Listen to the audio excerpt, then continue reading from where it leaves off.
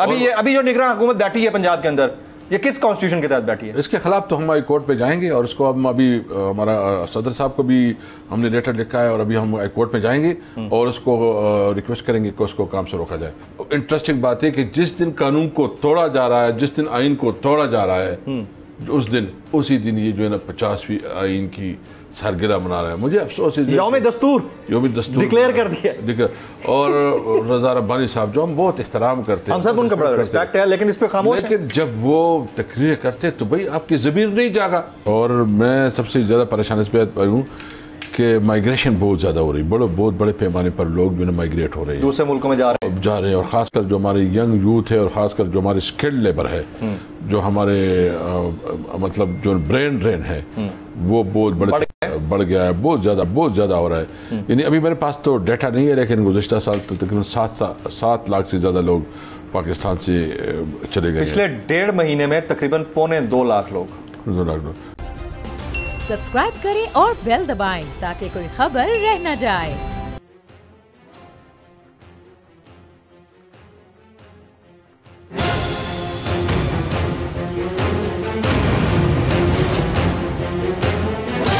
From the Islamabad studios of Bo Network, it's time for Jameel Farooqi on National Debate.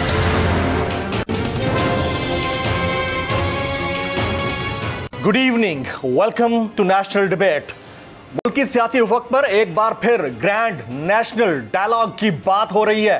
बात दिल को बड़ी छूती है, लेकिन यहां पर अछूते काम हमेशा होते रहे हैं। ग्रैंड नेशनल डायलॉग का होना बड़ी जबरदस्त बात है, लेकिन यह सिर्फ आमदन नशिस्तन गुफ्तन बर्खास्तन वाली बात न रह जाए, क्योंकि माजी में हम देखते रहे हैं कि बज़ाहिर आईनी मामलात का दिखावा दिखाया जाता है, उसके बाद होता वही काम है जो गैर आईनी होता है, गैर कानूनी होता है, और कवर हमेशा आइन का दिया जाता है। अब इस मुल्क के अंदर हमारे पास एक महकमा दाखिला है जिसके लिए हमने विफाक का वज़ीर दाखिला रखा हुआ है। हमारे पास एक महकमा खजाना है जिसके लिए हमने विफाक का वज़ीर खजाना रखा हुआ है। अफसोस की बात है, खजाना खाली है लेकिन वज़ीर खजाना काम कर रहे हैं और साल हर साल से काम करते हैं। इसी तरह से महकमा दाखिला सिक्योरिटी प्रोवाइड नहीं कर सकता, लेकिन टैक्स पेयर के पैसों के ऊपर वज़ीर दाखिला जरूर काम कर रहे हैं। तो इससे ज्यादा अफसोसनाक बात इस मुल्क में क्या हो सकती है कि जब सुप्रीम कोर्ट ऑफ पाकिस्तान ने यह ऑर्डर किया हुआ है कि आपने 14 मई के इंतखाबात को यकीनी तौर पर इंश्योर कराना है, तो फिर ऐसा क्या है कि महकमा दाखिला सिक्योरिटी प्रोवाइड करने से इनकारी है। स्टेट बैंक ऑफ पाकिस्तान कहता है हमारे पास पैसा बहुत है, हम मख्तस कर सकते हैं, लेकिन पार्लियामान कहता है आपने पैसा नहीं देना, यानी उन्होंने मुस्तरद कर दिया। तो आगे जो ग्रैंड नेशनल डायलॉग की बात हो रही है वो करनी आखिर किसने है?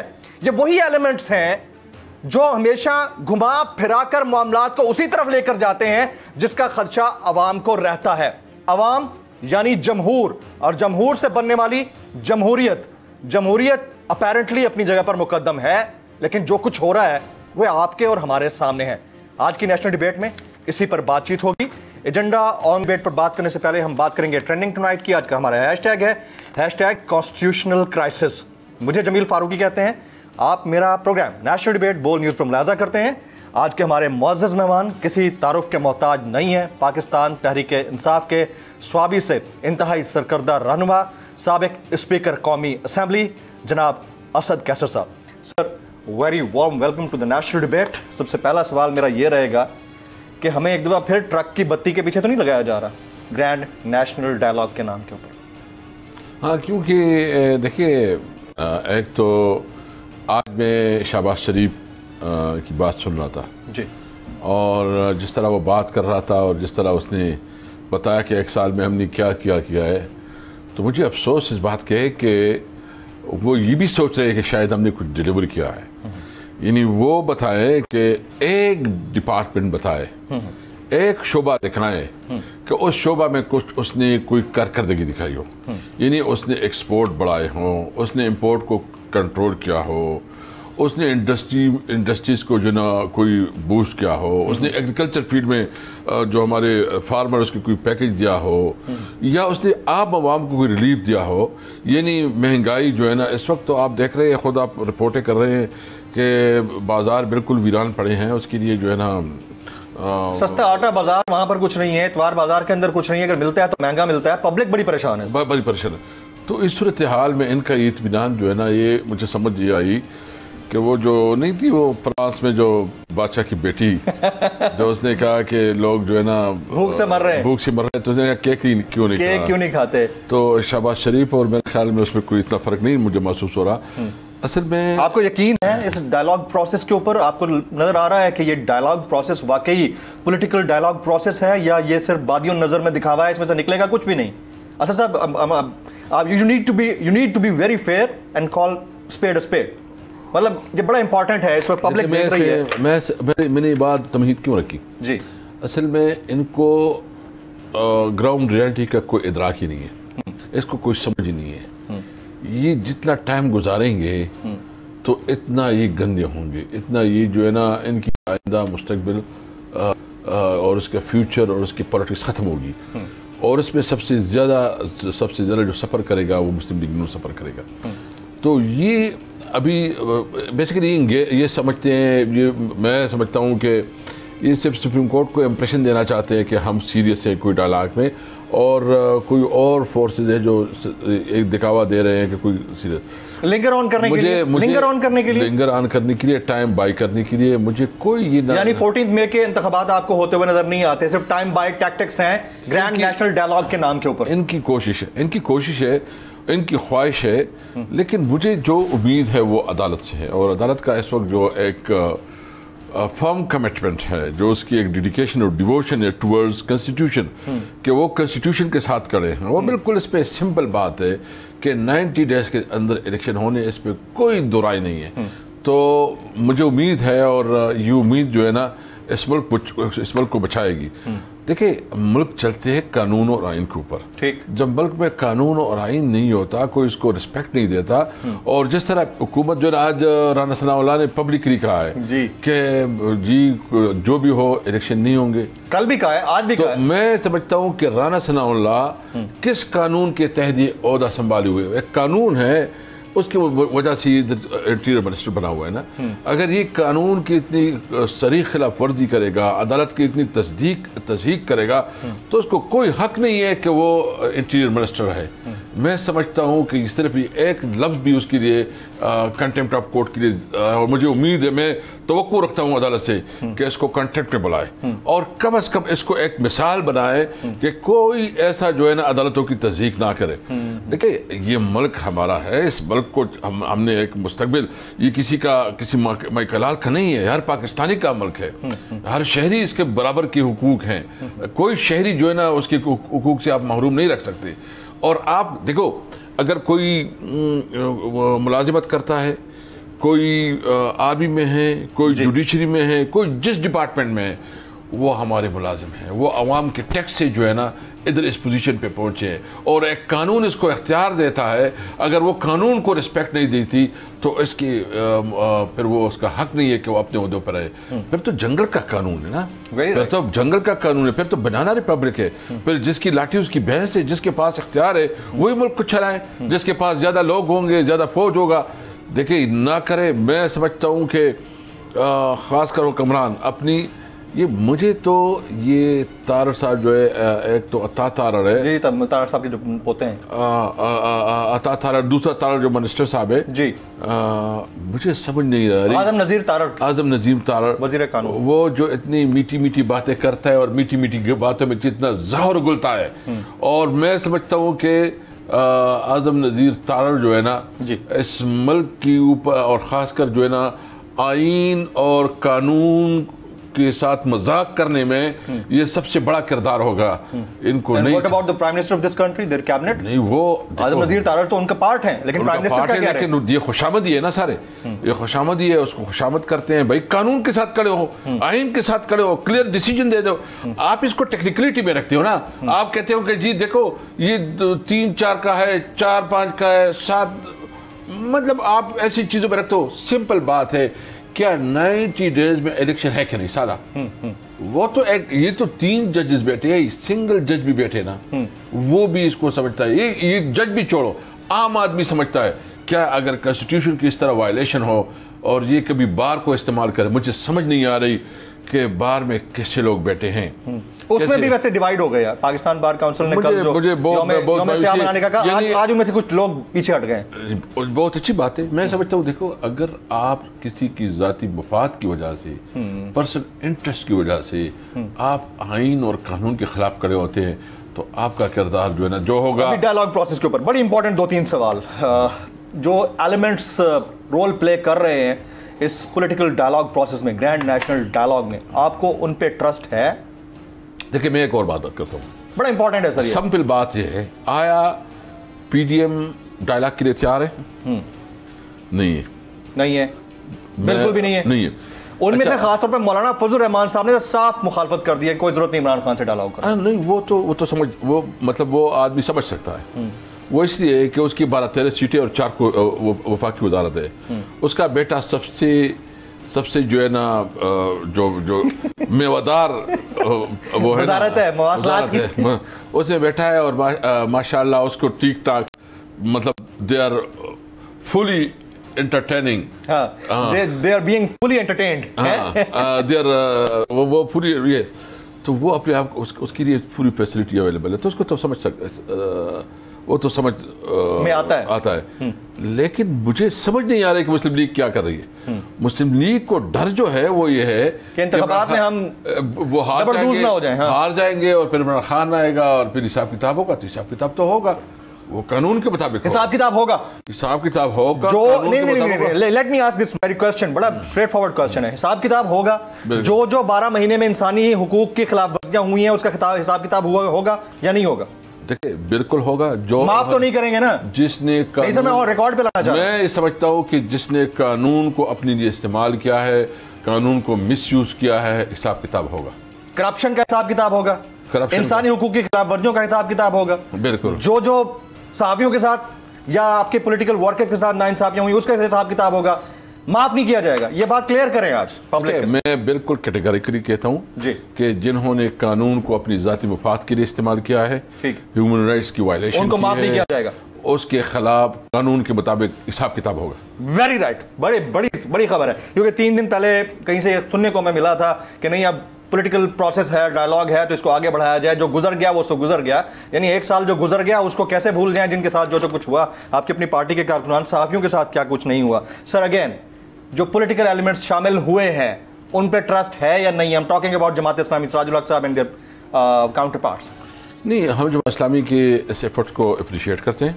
अच्छा, ट्रस्ट है या नहीं है? नहीं, मैं ट्रस्ट की बात करता हूँ। मुझे पता नहीं है कि उसके ऊपर कितना कौन मानता है। अच्छा। लेकिन मैं कम से कम अप्रिशिएट करता हूँ कि जो वो एफर्ट्स उन्होंने शुरू किए हैं, अप्रिशिएट करते हैं। हमने उसको बिल्कुल क्लियर अपना मैंडेट भी दिया है, उसके लिए हमने अपनी कमेटी बनाई है और हम जो है ना संजीदा है कि आइन के अंदर जो है ना हम मुज़ाकरात करें।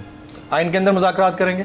और कौन होगा आपकी जो मुज़ाकराती कमेटी में? आपकी तरफ से किसको आप लोग परवेज़ खटक है, एजाज चौधरी और महमूद रशीद, तीनों। परवेज़ खटक साहब, एजाज चौधरी साहब, महमूद रशीद साहब, आप क्यों नहीं है?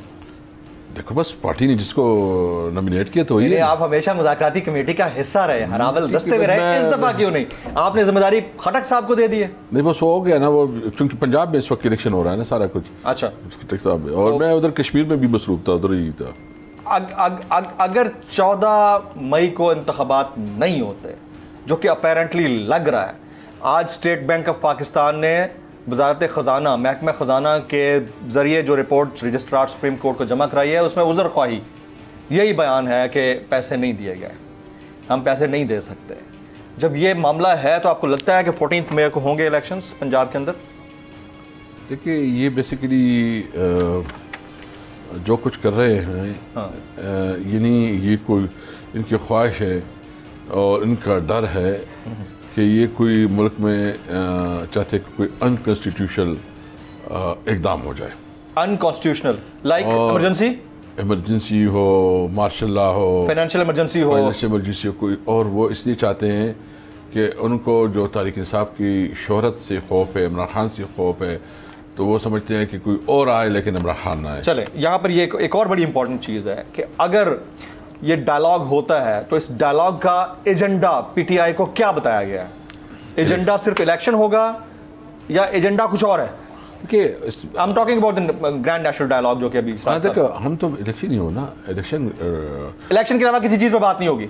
देखो मैं अभी मुझे पता नहीं है कि उसका एजेंडा क्या है। हमारे पास जो है सर इतना बड़ा वावेला मचा हुआ है, उसका एजेंडा तो एक बात जो हमारा एजेंडा है, आप लोगों का है 1 पॉइंट एजेंडा है, 1 point that is election to be held in on time 14th में according to constitution, according to the constitution of Pakistan. लेकिन अगर कहीं पर यह कहा जाता है कि हम ग्रैंड नेशनल डायलॉग इलेक्शन के लिए कर रहे हैं, मगर क्योंकि मुल्क के हालात ठीक नहीं है तो आप हमारे साथ बैठें और हम एक मुत्तफिका कौमी हुकूमत का कयाम करते हैं जो अगले 2 साल तक चलेगी, तो आप लोग इस पर राजी होंगे या इनकार कर देंगे? बिल्कुल नहीं, कोई नहीं हो सकता, क्योंकि कानून में उसकी कोई गुंजाइश नहीं है। किधर से करेंगे, किस कानून के तहत करेंगे? तो कानून है कौन सा? अभी जो निगरान हुकूमत बैठी है पंजाब के अंदर, ये किस कॉन्स्टिट्यूशन के तहत बैठी है? इसके खिलाफ तो हम हाई कोर्ट पे जाएंगे और उसको हम अभी हमारा सदर साहब को भी हमने लेटर लिखा है और अभी हम हाई कोर्ट में जाएंगे और उसको रिक्वेस्ट करेंगे कि उसको काम से रोका जाए।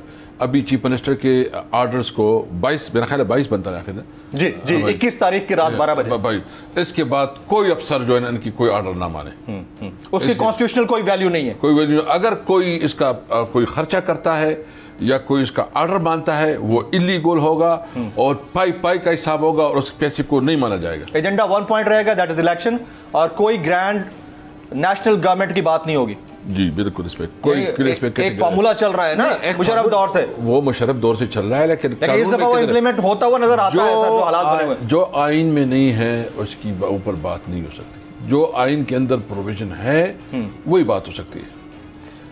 अगर 14 मई को नहीं होते तो 8 अक्टूबर को हो जाएंगे जो डेट दी है इलेक्शन कमीशन ने, आपको लगता है?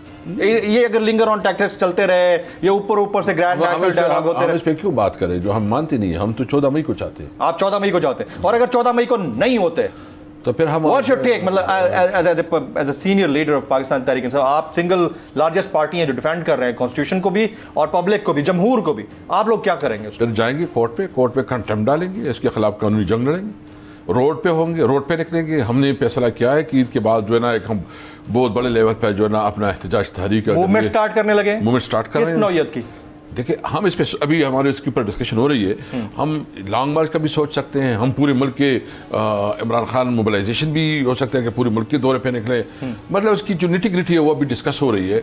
लेकिन एक बात तो है कि अगर कॉन्स्टिट्यूशन को इन्होंने सबूताश किया और सुप्रीम कोर्ट के साथ जो है इन्होंने पंगा लिया तो हम जो है ना भरपूर तौर पर अवाम में जाएंगे, एहतजाज करेंगे और किसी भी सूरत में इनको मानी नहीं होने देंगे, क्योंकि मुल्क तब चलता है जब आइन के मुताबिक चलता है। नहीं चलेगा तो फिर दमा से कलंदर होगा। आप केपीके से हैं, केपीके के इंतखाबात का मामला तो बिल्कुल ही लटक गया। मतलब पंजाब में तो चलो 14 मई की तारीख आ गई है ना, उधर तो कुछ भी नहीं है, तो उधर के मामले को कैसे आप लोग? कल हमने उधर पेशावर हाई कोर्ट में हमने केस डाला हुआ है, कल उसकी फर्स्ट हियरिंग है और हमें उम्मीद है कि पेशावर हाई कोर्ट जो है ना इसमें जो है ना जो कानून के मुताबिक है वहाँ से इंशाल्लाह डिसीजन आ जाएगा। उनकी भी जो 90 दिन की मुद्दत है ऑलमोस्ट खत्म होने लगी है, उसके तकरीबन कोई 3-4 दिन बाद। और इस पे हमने जो गवर्नर कंटेम्प्ट का भी डाला है सुप्रीम कोर्ट में, तो दोनों केस हम फॉलो कर रहे हैं। एक तरफ हमने कंटेम्प्ट डाला है इधर सुप्रीम कोर्ट में, दूसरी तरफ जो ना पेशावर हाई कोर्ट में हमने इलेक्शन डेट की थी, जो तारीख डाली है वो कल हेरेंगे उसके ऊपर। Very right. असद कैसर साहब हमारे साथ मौजूद रही है। ख्वातीन हज़रात, एक ब्रेक के बाद जब वापस आएंगे तो पाकिस्तान की जो पॉलिटिकल कंडीशन है वो कॉन्स्टिट्यूशनल क्राइसिस की जानिब बढ़ रही है और बड़ी तेज़ी से बढ़ रही है। पब्लिक को एतमाद नहीं रहा है, पब्लिक को बिल्कुल एतमाद नहीं रहा इस मुल्क की हुकूमत के ऊपर, अशराफिया के ऊपर, एलीट के ऊपर। और पब्लिक समझती है कि एलीट्स का पाकिस्तान है जो आवाम के लिए फैसले कर रहे हैं और निकलता उसमें से कुछ नहीं है। महंगाई अपनी जगह पर बढ़ रही है, लोगों के लिए मसाइल दिन ब दिन बढ़ते जा रहे हैं, लेकिन रोज़ाना की बुनियाद पर एक इदारे ने दूसरे इदारे को हेड ऑन लिया हुआ है। ये खबरें सुन सुनकर लोग पक गए हैं। बात होगी एक ब्रेक के बाद, साथ रहिएगा।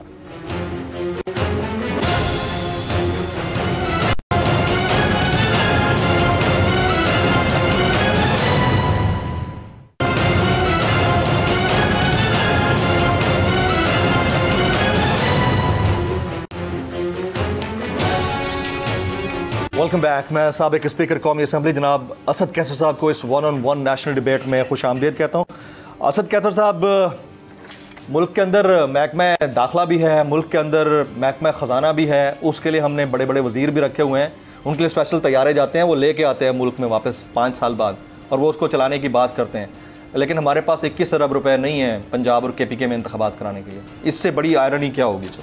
बहुत अफसोस है। देखिए इसके ऊपर तो अब देखना है ना सुप्रीम कोर्ट कितने अपने फैसले को इम्प्लीमेंट करती है। ये सुप्रीम कोर्ट के लिए भी एक बहुत बड़ा चैलेंज है। मुझे उम्मीद है चीफ जस्टिस से कि वो एक तारीख बनाएगा। देखिए हिस्ट्री में कभी कभी मौका आता है कि उसमें आप जब खड़े होते हैं तो पूरी हिस्ट्री आपकी बनती है, और वो आप किसी लालच दबाव या उससे बालातर होकर सोचे और अपने मुल्क के लिए सोचे, कौम के लिए सोचे, तो फिर अल्लाह ताला ही मदद करता है। हमारी उम्मीद है, रोज़ा है, रमज़ान है, बहुत बाबरकत महीना है, दिन शब बहुत बाबरकत हैं, इसमें इंशाअल्लाह ताला एक ऐसा डिसीजन आएगा कि मुल्क में आइंदा कोई भी इस मुल्क के आइन और कानून के साथ खिलवाड़ नहीं करेगा।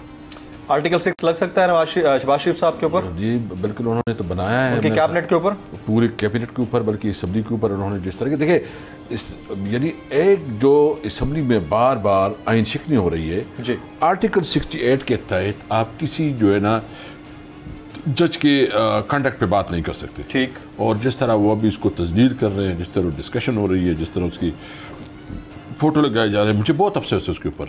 तो ये तो खुलकर पूरी असेंबली, और अगर उसी असेंबली के अंदर एक मौजूद जज साहब बैठ के सुन भी रहे हो, ये असेंबली है क्या?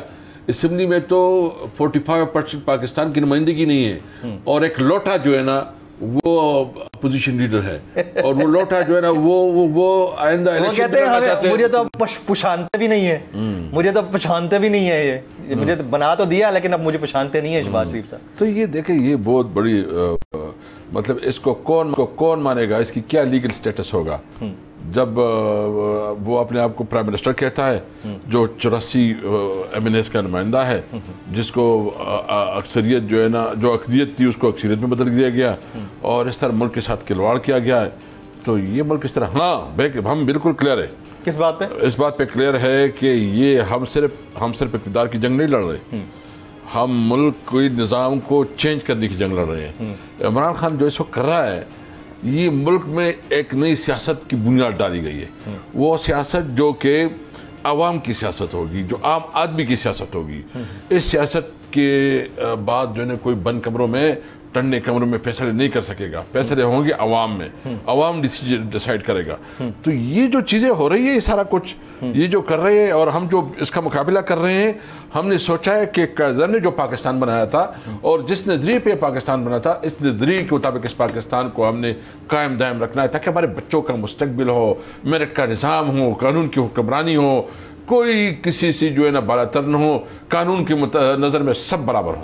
कॉन्स्टिट्यूशन तो एक ही बात कहता है, उसकी इंटरप्रिटेशन हर बंदा अपनी तरह से नहीं कर सकता होता, लेकिन जो हमारे मुल्क के वज़ीर कानून मौसूफ कर रहे हैं, या आपकी जगह पर जो शख्स इस वक्त बैठे हैं कौमी असम्बली के स्पीकर की हैसियत से, वो जिस तरह इंटरप्रेट कर रहे हैं, इज़ दिस राइटली सो? उनके पास ये इस्तेहकाक है, या ये बिल्कुल रिवर्स पिक्चर दिखा रहे हैं कॉन्स्टिट्यूशन की? मैं तो समझता हूँ कि पाकिस्तान की तारीख की ये बदतरीन दिन है, और जो जिस पोजीशन पे बैठा है उसकी तारीख में वही नाम लिखा जाएगा। मैं बहुत ज़्यादा तेज़ तो नहीं बोलूँगा, लेकिन जिस तरह किसी वक्त जो मीर जाफ़र और मीर सादिक की करैक्टर था, किरदार था, कि उन्होंने अपनी ज़ाती वफात के लिए मतलब नवाब सिराजुद्दौला के साथ जो कुछ किया था, धोखा किया, और तो ये सिर्फ अपनी ज़ाती वफात के लिए जो है ना कर रहे हैं, कानून से खिलवाड़ कर रहे हैं। इंटरेस्टिंग बात है कि जिस दिन कानून को तोड़ा जा रहा है, जिस दिन आइन को तोड़ा जा रहा है, उसी दिन ये जो है ना 50वीं आइन की सालगिरह मना रहा है। मुझे अफसोस है, यौम दस्तूर डिक्लेयर कर दिया। और रज़ा रब्बानी साहब जो हम बहुत एहतराम करते हैं, हम सब उनका बड़ा रिस्पेक्ट है, लेकिन इस पे खामोश हैं। लेकिन जब वो तकरीर करते तो भाई आपकी ज़मीर नहीं जागा, आपको ज़मीर ये नहीं बताया कि तुम क्या कह रहे हो, क्या रहे हो क्या रहा है।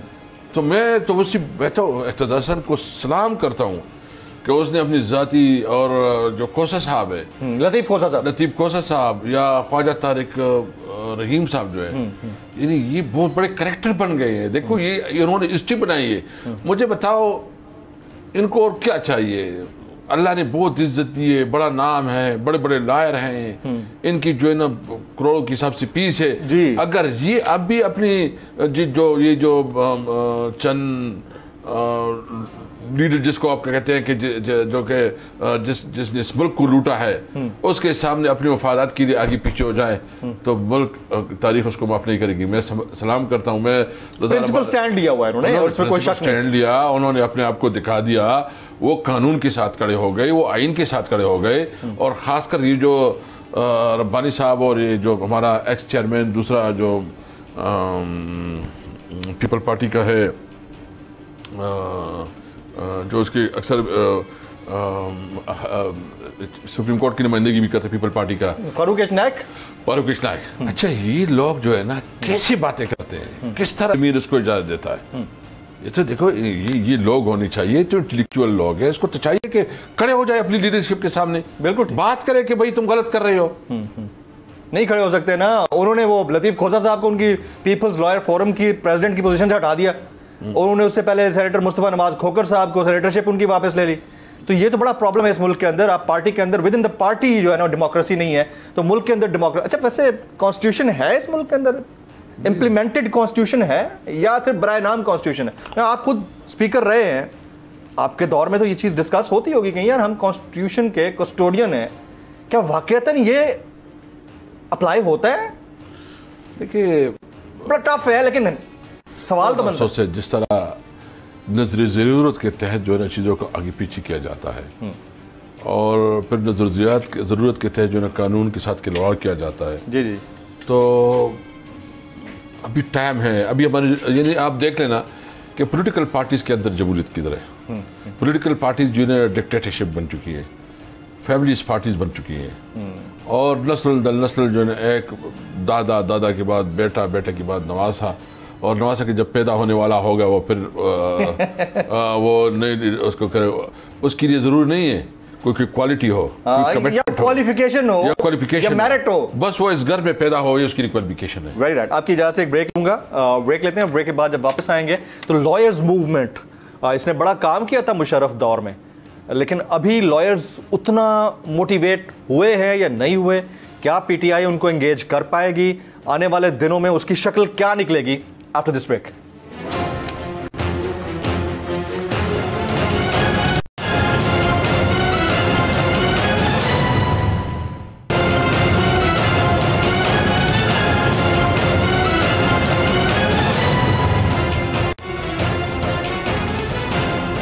Welcome back. मैं साबिक स्पीकर कौमी असम्बली जनाब असद कैसर साहब को इस 1-on-1 नेशनल डिबेट में एक बार फिर से खुश आमदीद कहता हूँ। Sir, lawyers movement Pervez Musharraf साहब के दौर में बड़ी एजिटेटेड किस्म की लॉयर्स मूवमेंट हमने देखी।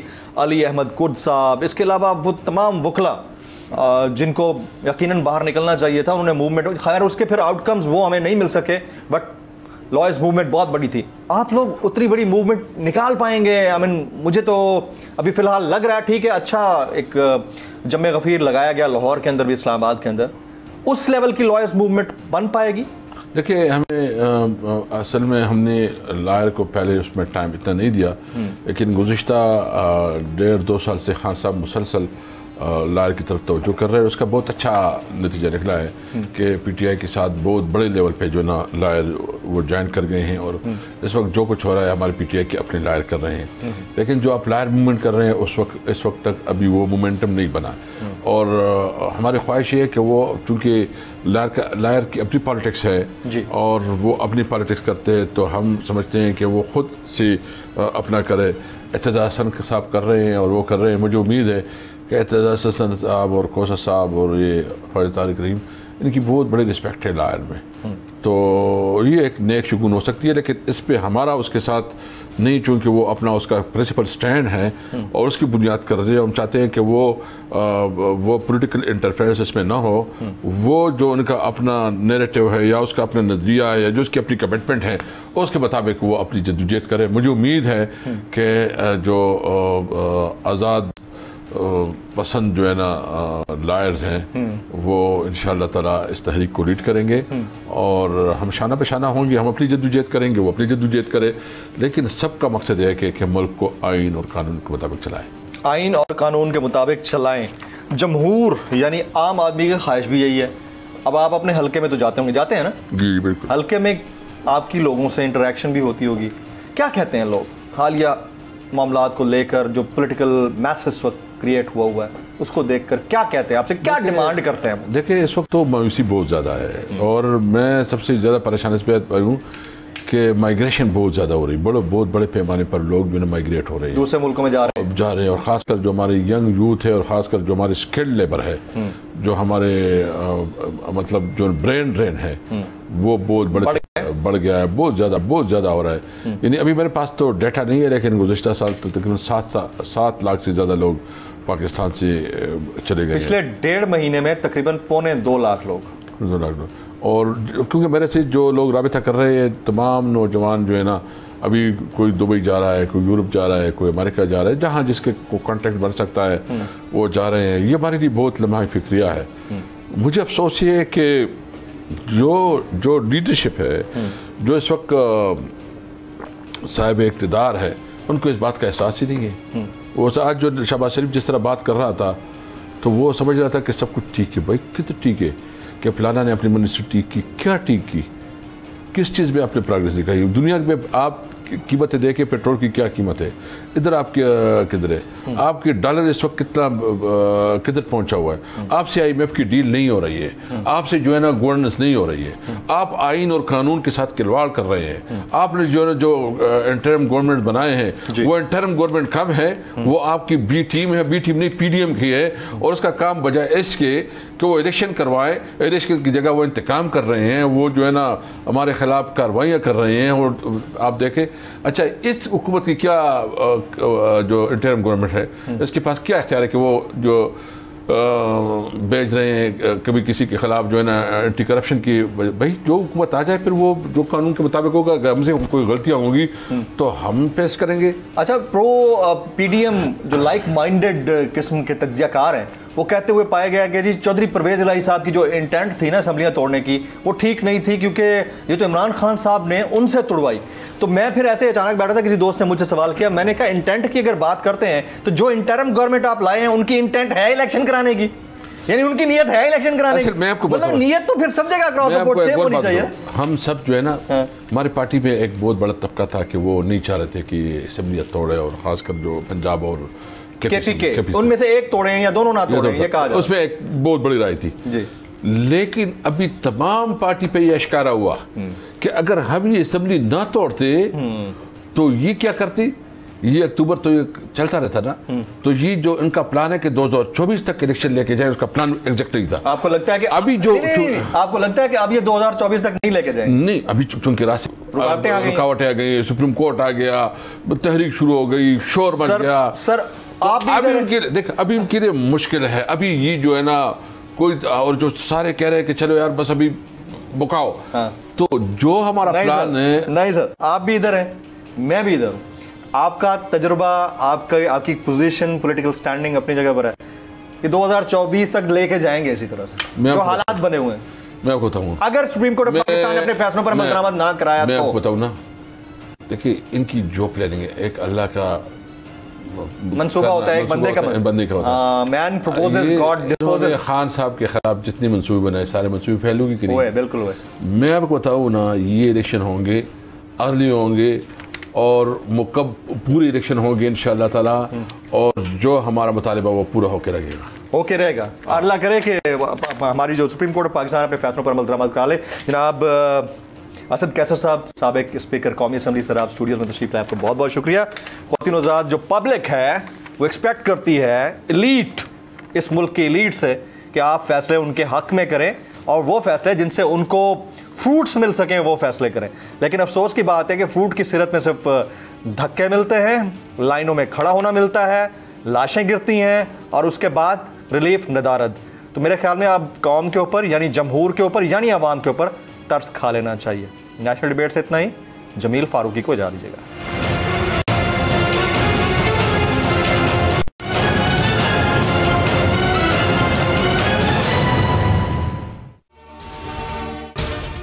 अगर आपको ये वीडियो पसंद आई हो तो सब्सक्राइब कीजिए और बेल आइकन जरूर हिट कीजिएगा। हवाए नफ्स की है हुक्मरानी, लुटेरा कर रहा है पासबानी।